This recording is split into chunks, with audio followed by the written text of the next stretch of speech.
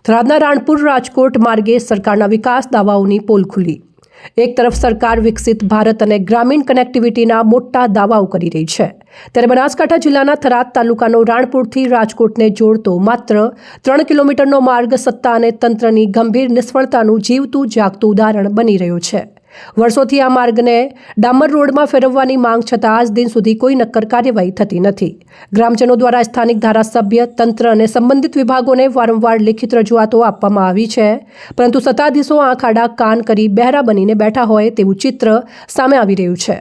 અન્ય ગામોમાં રોડ રસ્તાઓ બનતા હોવા છતાં સરહદી ગામ રાણપુર સાથે ભેદભાવ કેમ રાખવામાં આવે છે તેવો સવાલ ગ્રામજનો ઉઠાવી રહ્યા છે।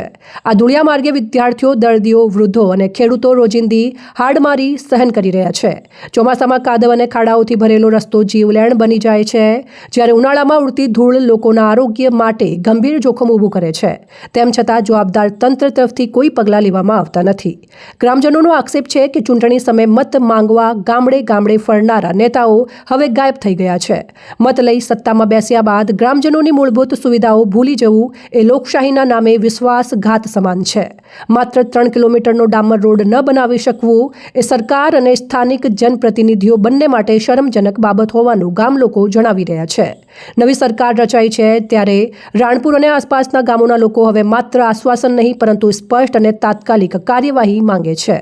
જો વહેલી તકે રાણપુર રાજકોટ માર્ગને ડામર રોડમાં ફેરવવાની કામગીરી શરૂ નહીં થાય તો ગ્રામજનોને રસ્તા ઉપર ઉતરવા મજબૂર થવું પડશે અને તેની સંપૂર્ણ જવાબદારી તંત્ર તથા જનપ્રતિનિધિઓની રહેશે। કિલોમીટર દૂર શાળા હોવાથી અમારે આ રસ્તાની અંદર ચાલવામાં ખૂબ જ મુશ્કેલી પડે છે। શાળા એ જવા માટે જેમાં સૌથી વધુ અમને ચોમાસાની ઋતુમાં તકલીફ પડે છે।